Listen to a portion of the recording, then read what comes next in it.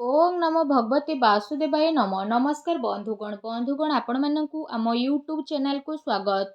बंधुगण आज आम जानिबा 27 तारीख आपणक पई किपरि रहिबो, केउ प्रकार आजिर दिन को आपण प्लानिंग करिवे, ता सहित जदि आम विस्तार पूर्वक भाबे कहिबा कि आजिर दिन आपणक पई किपरि साब्यस्त हेबो, ता सहित जदि कहिबा केउ केउ क्षेत्र रे आपणकु फायदा हेबो, केउ सबु जिनिस रे आपणकु सावधानता अवलंबन करबाकू पड़िबो, आपणकर लव लाइफ किपरि रहिबो, क्यारियर किपरि रहिबो, बिजनेस आउ व्यापार किपरि रहिबो, ता सहित स्वास्थ्यर महत्वपूर्ण इनफॉरमेशन मध्ये आमे आपण मानकु भिडियो रे कहिबु। आउ भिडियो शेष रे आमे आपण मानकु गोटे उपाय विषय रे कहिबु, जहा द्वारा आपण आजिर दिन को आहुरी अधिक शुभ और मंगलदायक साब्यस्त करि परिबे। आगो को भिडियो आरंभ करिबा पूर्वरु आमर आपण मानकु रिक्वेस्ट कि जदि आपण आम चैनल रे नुआ करि आछंती तो चैनल को सब्सक्राइब करंतु, सांगरे नोटिफिकेशन बेल को मध्य ऑन करंतु, जहाद्वारा समय समय रे आपणक पाखरे नुआ नुआ भिडियो रो नोटिफिकेशन पहुँची जिवो। तो आसंतु जानिबा किपरि रहिबो आपणक पई 27 तारिखर दिन।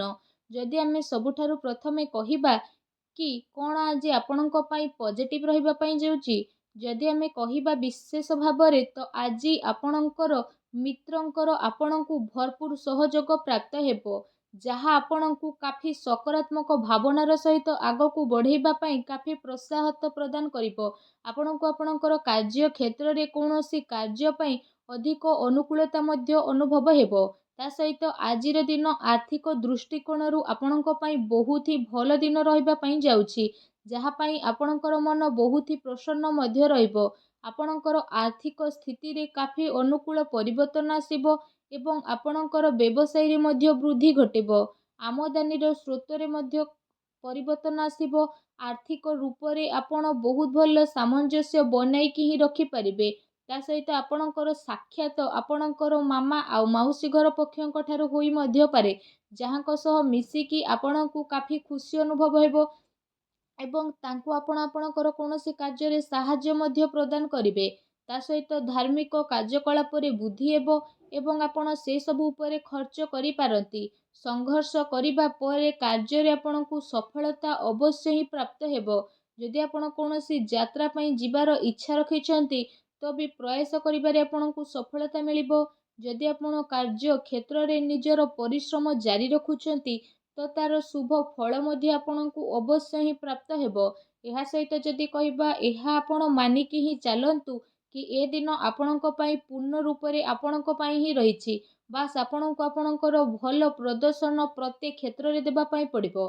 तेबे आपण तार परिणाम स्वरूप जदि कहिबा प्राप्त हेउथबा सब सुख को बहुत भल भाबरे भोग करि परिबे। आउ एहा द्वारा आपणकर मनोबल मध्य बनि जिवो, जो कारण पई आपण काफी उत्साह रे रहिबे एवं आपण आपणक ऊर्जा बल रे सबु प्रॉब्लम को फेस मध्य करि नेबे। ता सहित से सब उपरे आपणकु सफलता मध्य प्राप्त हेबो, जो कारण पई आपणक खुशी पूरा दुई गुणा हेबो एवं आपणक दिन बहुत ही आनंद रे कटिबो। आसंतु जानिबा जे आपणक पई कोन नेगेटिव रहिबो। फ्रेंड्स, आज आपणक पई आवश्यक रहिबो कि आपण कोनोसी भी निर्णय को नेबा पूर्वरु निजर पूरा टाइम नियंतु आ भाबी चिंती कि समस्यार उत्तर बाहर करंतु। आ समस्यार उत्तर बाहर करबा पई पर्याप्त संशोधन को जुटई रखंतु। पारिवारिक जीवन रे आज चिंतार वृद्धि मध्य आपणकर होई पारे। जदि आपण समस्त को साथी रे नेकी चलिबे तो समस्या धीरे धीरे आपणकर काबू रे आसीबो।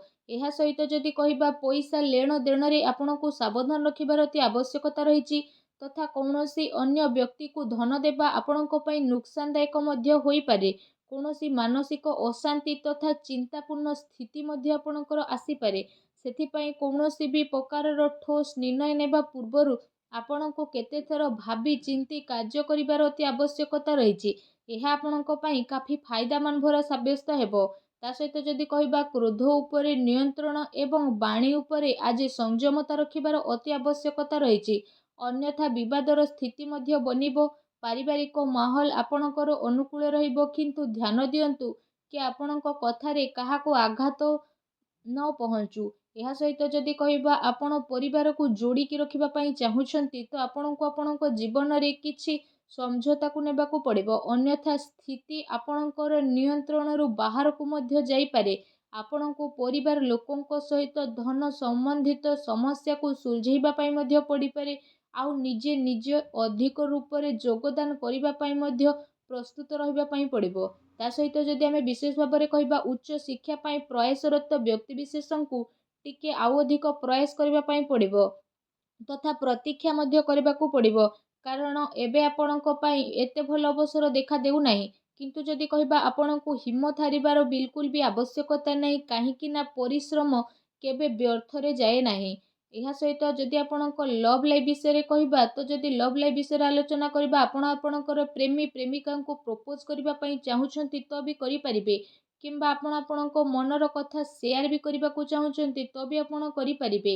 ଏଥିପାଇଁ ସମୟ ଆପଣଙ୍କ ପାଇଁ କାଫି ଅନୁକୂଳ ଭାବରେ ରହିବ। ଏହା ସହିତ ଆପଣଙ୍କର ପ୍ରେମ ସମ୍ବନ୍ଧ କାଫି ଏ ଦିନରେ ମଜବୁତ ରହିବ। ଆପୋଷିକ ସମ୍ବନ୍ଧରେ ଘନିଷ୍ଠତା ଆପଣଙ୍କୁ ଗୋଟେ ନୂଆ ସ୍ମୃତି ପ୍ରଦାନ କରିବ। ଜୀବନ ସାଥୀଙ୍କର ଆଜି ଆପଣଙ୍କୁ ପୂର୍ଣ୍ଣ ସହଯୋଗ ମିଳିବ। ତା ସହିତ ଯଦି କହିବା ବିବାହିତ ଜାତକଙ୍କ ପାଇଁ ମଧ୍ୟ ଆଜିର ଦିନ ବହୁତ ହି ଭଲ ଦିନ ରହିବାକୁ ଯାଉଛି। ଆଜିର ଦିନ ଆପଣଙ୍କ ପ୍ରେମ ଜୀବନ ଦୃଷ୍ଟିରୁ ବହୁତ ଭଲ ଦିନ ମଧ୍ୟ ରହିବ।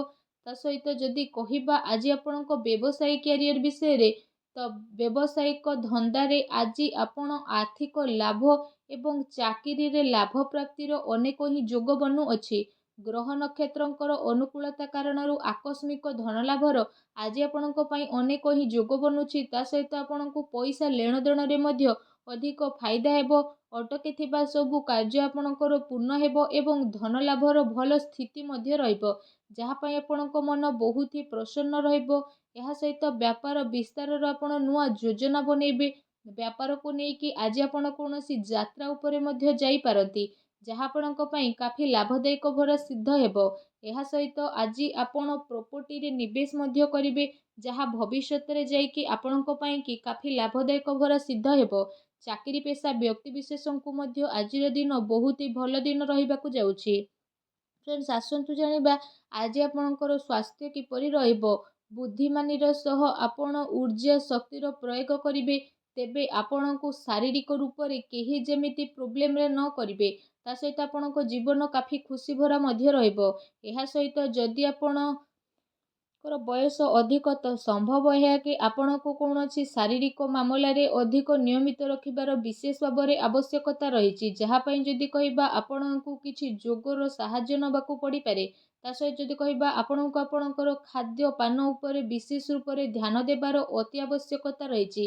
ଏହା ସହିତ ଯଦି କହିବା ନିଜର ସ୍ୱାସ୍ଥ୍ୟକୁ ଆହୁରି ଅଧିକ ଭଲ ରଖିବା ପାଇଁ ଆପଣ ପ୍ରତ୍ୟେକ ଦିନ ଯୋଗ କରନ୍ତୁ, ବ୍ୟାୟାମ କରନ୍ତୁ ଏବଂ ସୁସ୍ଥ ରୁହନ୍ତୁ। ଆସନ୍ତୁ ଜାଣିବା ଆଜି ଆପଣଙ୍କ ପାଇଁ କ'ଣ ବିଶେଷ ଉପାୟ ରହିଛି। ଆଜି ଆପଣ ସ୍ନାନ ଆଦି କରିସାରିବା ପରେ ନିଜର ଶ୍ରଦ୍ଧା ଅନୁସାରେ, ନିଜର ସାମର୍ଥ୍ୟ ଅନୁସାରେ ଆପଣ ଯଦି କହିବା ଛୋଟ ପିଲାଙ୍କୁ ଚକୋଲେଟ୍ ଦିଅନ୍ତୁ, ତା ସହିତ ପାରାଙ୍କୁ ଦାନ ଖାଇବାକୁ ଦିଅନ୍ତୁ। ଏହା ଦ୍ୱାରା ସବୁ ନକାରାତ୍ମକ ଶକ୍ତିର ବିନାଶ ହେବ, ଶୁଭ ଫଳ ଆପଣଙ୍କୁ ପ୍ରାପ୍ତ ହେବ। ଭିଡ଼ିଓ କେମିତି ଲାଗିଲା କମେଣ୍ଟ କରିକି ଜଣାନ୍ତୁ। ଚ୍ୟାନେଲରେ ନୂଆ ଆସିଥିଲେ ଚ୍ୟାନେଲକୁ ସବସ୍କ୍ରାଇବ୍ କରନ୍ତୁ। ଧନ୍ୟବାଦ।